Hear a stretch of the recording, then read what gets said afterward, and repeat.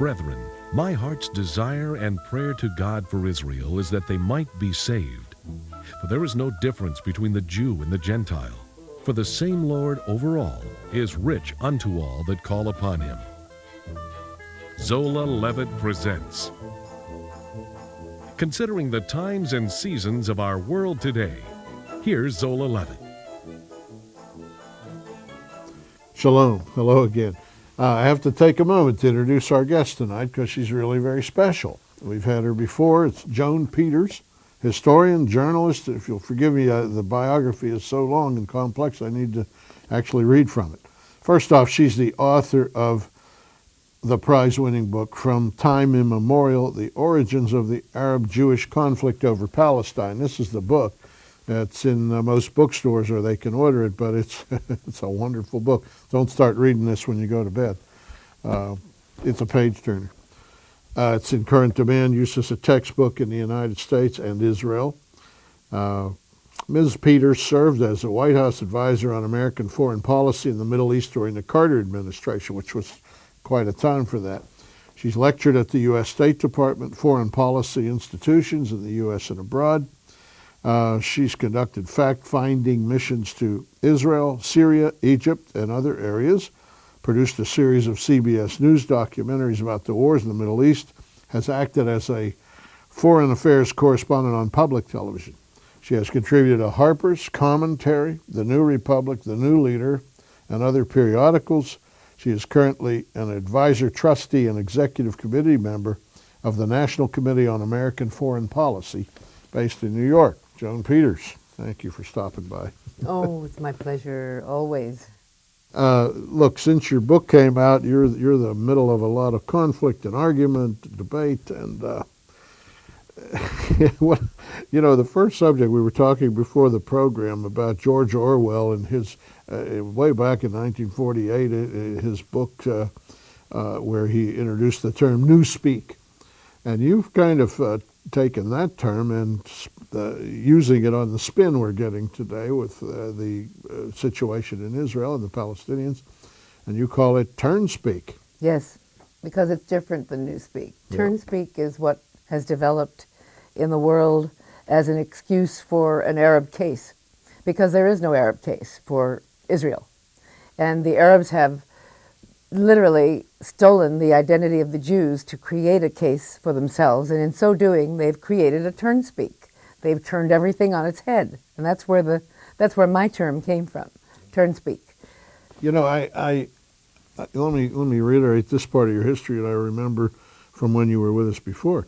You went over there originally on the other side of the question. You went to defend the Arab position, to write something. You're a historian, you're a professional at digging out the real facts. And when you got there, you changed sides because you found a lot of Turnspeak. Yeah, well, it isn't so much that I changed sides. I was an old civil rights activist, and I had thought that the Arab refugees were in the same kind of plight that the African Americans had been as slaves and who were in the South. Oh yeah, and they it looked sell like this, a similar. It's a kind of similar packaging. Yeah. And I went to the camps in Lebanon, and I saw the differences from what I'd thought, and I realized that the Arab, well, there were so many layers upon layers, that it's quite scary, because that's how we've gotten this equal sort of, what do we call it? Is it a moral equivalency? Yeah. Moral equivalency. Yeah, yeah. It's like saying that Hitler was as equally guilty as the Jews, whom he burned to death, or he did whatever he did to.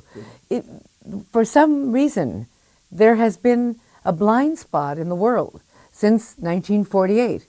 Well, it's not some reason. It's because there's been a huge amount of very active blinding. Yeah. You were going to read a passage I would in love Turnspeak. to. Yeah, this is fascinating the way Yes. It's from my book, and it's in the conclusion, and it's after I've done an awful lot, 10 years of research and putting together, but I'll just read this one brief bit to you, and then I'll take it apart. All the myths surrounding the Arab Palestinians are based on the same premises. One, the Palestinian people have had an identity with the land. Well, let's stop right there.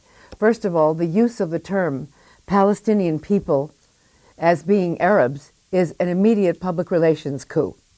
Because by calling them Palestinians, they immediately are identified with Palestine, and if they are identified with Palestine, then Israel is not. And if you say in 1948 Palestine became Israel, it appears that the Jews took over Palestine from the Arabs.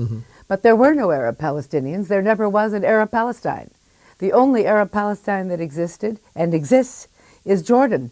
Yeah. And the kingdom of Jordan became Palestine, but the king of Jordan, King Abdullah, was assassinated for saying that Jordan was Palestine, even though it's 75% of the entire Palestinian mandate.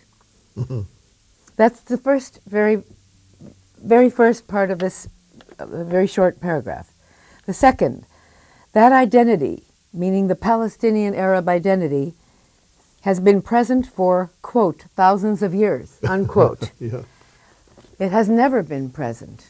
There has never been a Palestinian identity. In fact, the Arabs would not be called Palestinians. No, they didn't want that term back when it was in 1948. They said, well, you're Palestinian. They said, no, the Jews are Palestinians. Yes, they said we are Syrians, we are Southern Syrians, we are anything but Palestinians. Yeah. We will call ourselves Ottomans, Turks, but don't call us Palestinians.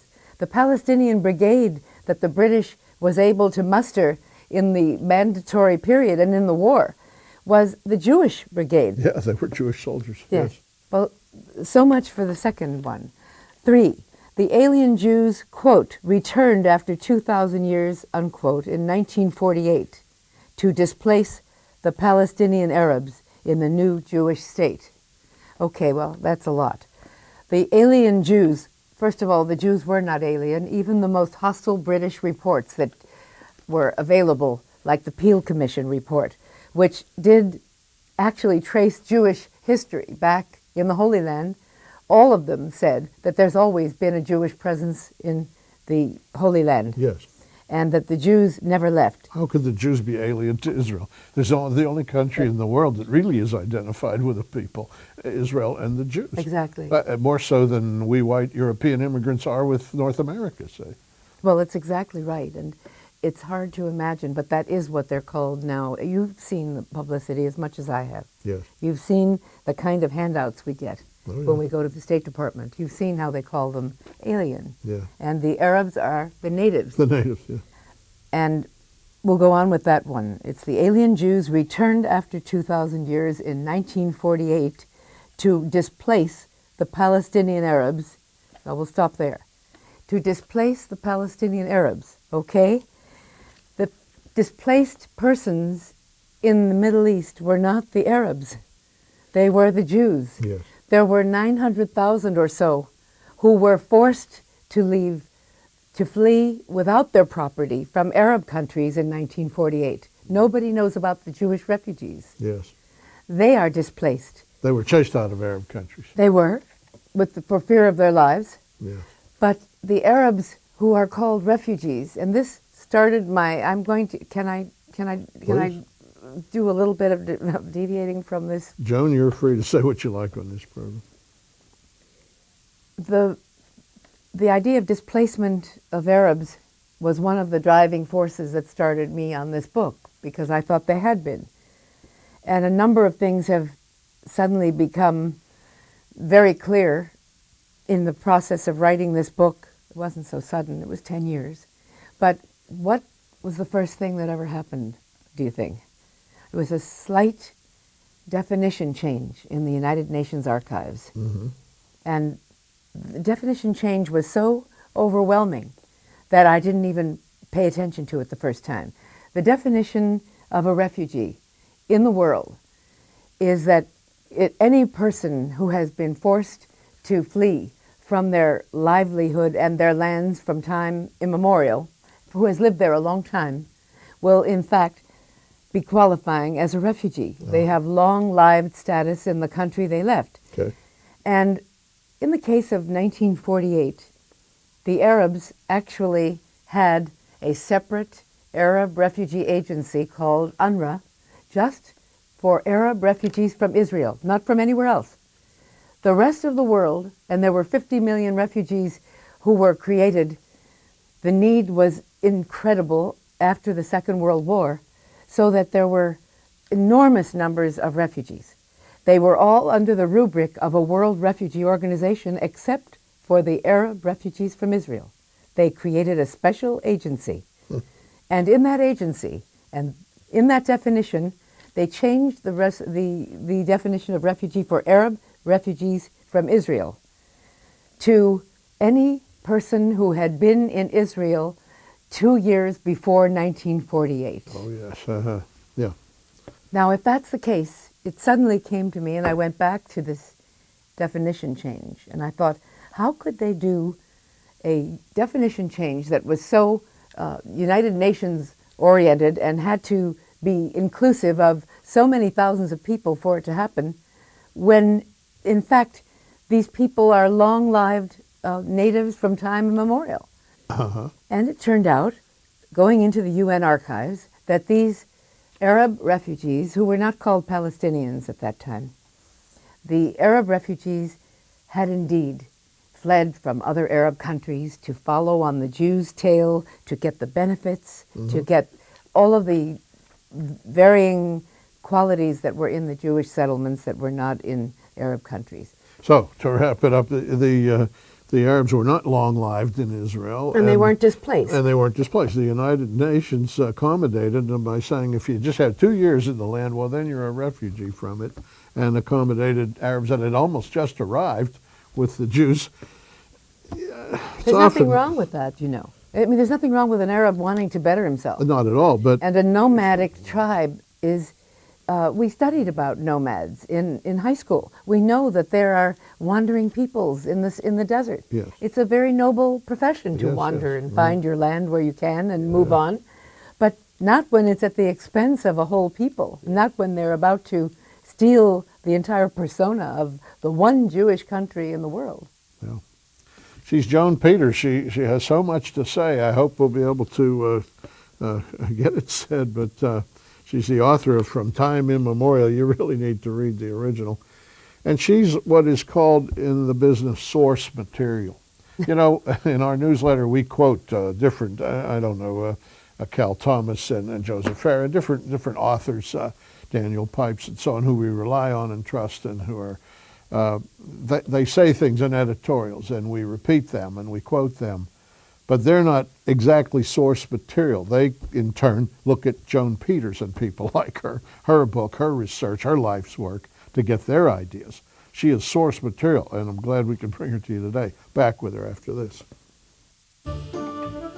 Explore the Bible. Experience Jerusalem. Find new life in the Jordan. Set sail in Galilee. Make your trip to Israel with Zola Levitt. For tour information, call 1-800-WONDERS. That's 1-800-966-3377. Well, you know, that's the way we see Israel on our programs. You know, when you tour it and go to biblical sites, you don't run into all this politics, but it is certainly an educational experience.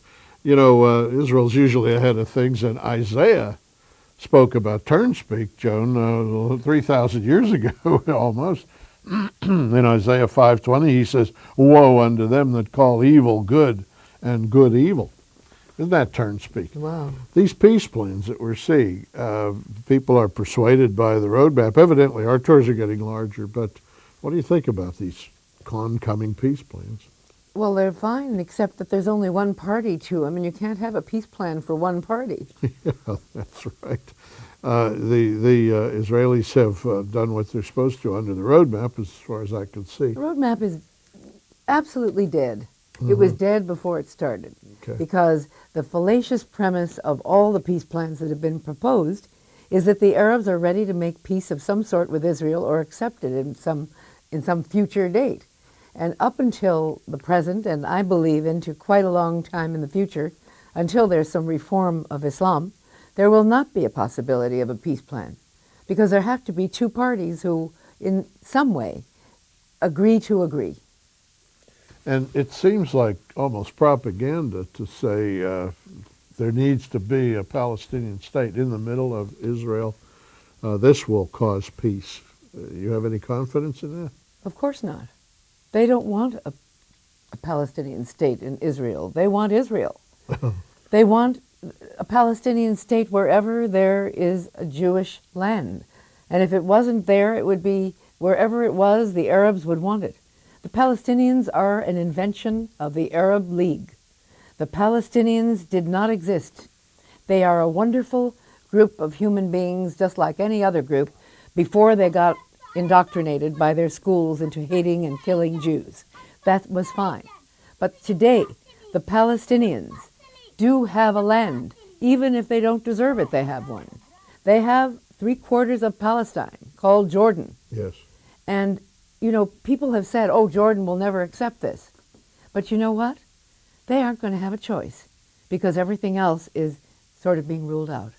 And there is going to come a time when, if not more, there will at least be a federated state of the Palestinians, which will be inclusive of the East Bank and all of Jordan. And Israel will be able to retain this tiny piece of land in the world that it has. There is no other solution. Maybe when there is a reform of Islam in a couple of 100 years, and they separate the jihad or hate from the religion and from the politics of their people, maybe then there can be talk about having another state. But at that time, I don't think it'll be necessary, because they will no longer, Allah willing, they will no longer hate non-Islamists. Well, the indoctrination is on the level of children in school books and so on. It's getting worse as we go, because these children grow up and become teenagers and suicide bombers and zealots of all sorts because of their early training. Well, Can something be done? you know, there are many studies being done now, very expert studies that are taking the school books, they're taking the infant, literally infant indoctrination. Mm-hmm. They're taking the camps, the children's day camps of the Palestinian Arabs in the West Bank. Never mind Syria or Egypt or Lebanon or any of the Arab countries, because of course they all have the same training. Certainly Saudi Arabia. Saudi Arabia is the initiator. But the tiny children are being taught to hate, not just on an emotional level. They're taught to kill. And this is threatening the entire society that we live in. Yeah, it's not just the Jews. It's Americans. It's the West. It's the free world. Yes, and the Saudis are the greatest perpetrators of this. They have been paying the Palestinians to kill. They've been giving, now I think it's $50,000. I know Iraq gave money. Saudi Arabia has always given money. The Saudi Arabians, who are the most guilty of spreading hate against Americans and Jews, are the supposed best friends in the Arab world of us. Yeah, why do they get a free pass? Why do they visit the president's ranch and the Why? White House? Why is it that in Israel the terrorists are called militants? Why are they never called terrorists? Why are they terrorists everywhere else in the world where they kill? Everywhere, Malaysia, Indonesia, Syria, Egypt, the United States, they're terrorists. Yes. And yet the Palestinians, who are the terrorists in Israel, who have been killing the same way they're killing here, are called militants. They're given great status. They're given respect. Why are these murderers given respect in Israel and nowhere else? Does that mean that there's a special law for Jewish victims of terrorism? It certainly sounds like it, doesn't it? Yeah, it does. And it also gives one pause when one realizes that in the Iraq war, early on after we stopped the official fighting, even though we have a bigger war going on now, the Iraq war brought many what they called foreigners. Now, in the beginning of this Fedayeen war against Americans, about 2 months ago, it stopped.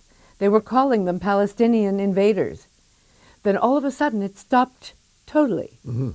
They never refer to them by any name other than foreigners or invaders. Mhm. Why is that? We're protecting the Palestinians again. Why? That's You tell what me. That's what I don't know. It's almost a spiritual problem. If you want an answer like that, I can tell you it seems that the more distant people are from God, the more they hate Israel and the Jews and all the evidence of God at work in the world. And Islamists are pretty far from the real God as far as I can see it.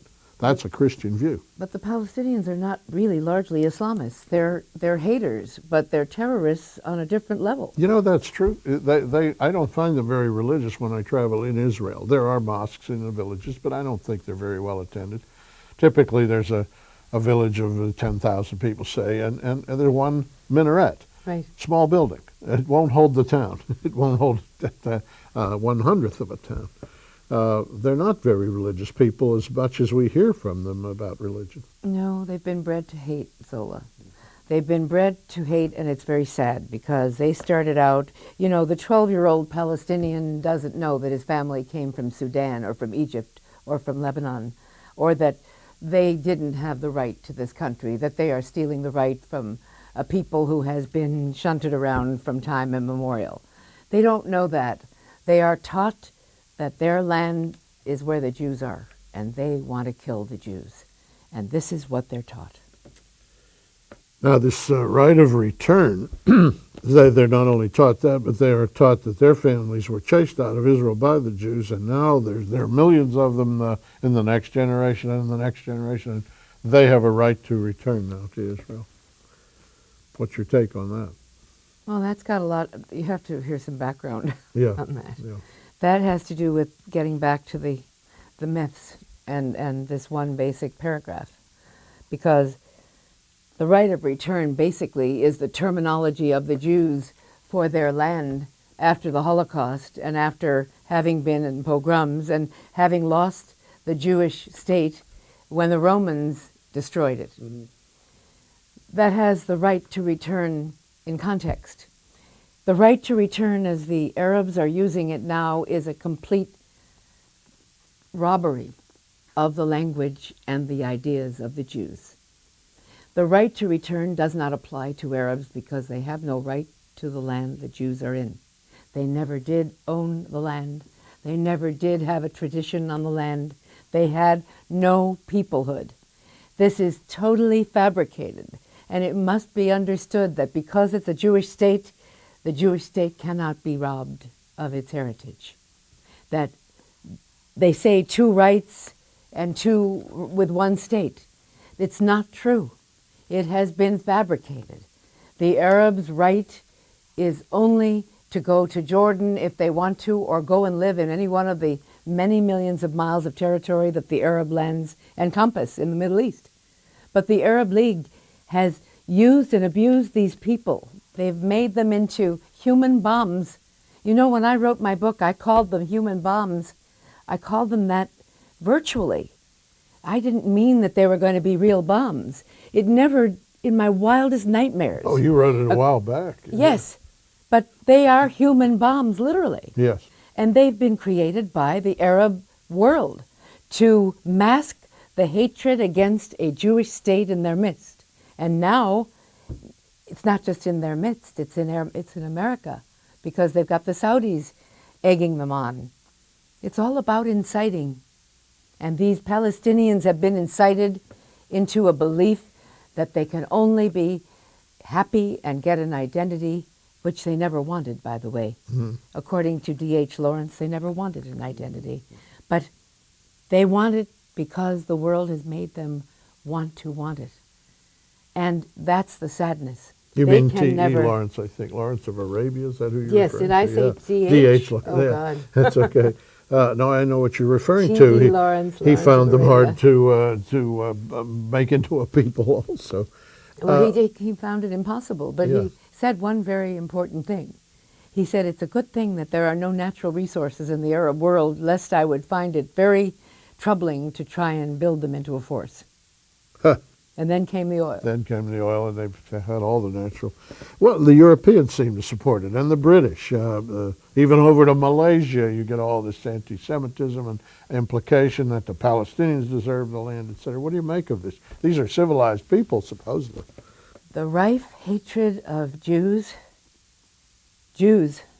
Semites, Jews, in the world has been revved up.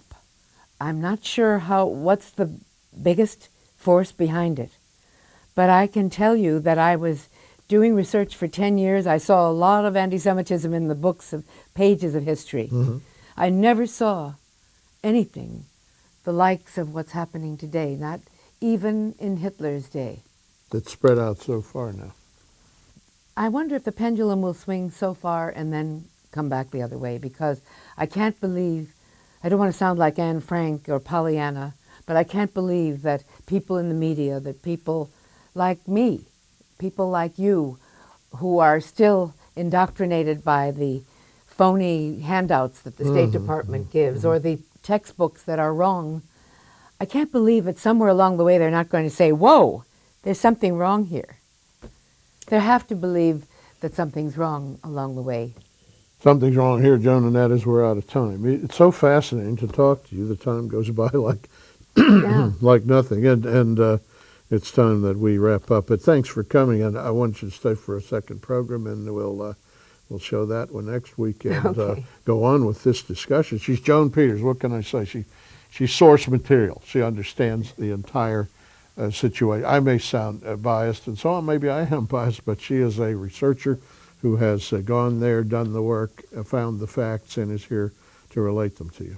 And as you listen, Shalom Yerushalayim, pray for the peace of Jerusalem. Our offer on this program is the expanded TV airing schedule with a full-page declaration for each of our networks. This handy guide provides the airing day and time by zone for PAX, ABC Family, TBN, Dish, and DirecTV. Or you can see it at Zola's website, www.levitt.com, by clicking on U.S. TV Schedule. And for a concise biblical perspective of our times, ask for the Levitt Letter, a free monthly update on recent events in Israel and the Middle East. Call 1-800-WONDERS. That's 1-800-WONDERS. Or write to Zola, Box 12268, Dallas, Texas 75225. On the internet, visit Zola's website at www.levitt.com. Zola Levitt Ministries depends on tax-deductible donations from viewers like you. Please see Zola on Internet TV at www.levitt.com.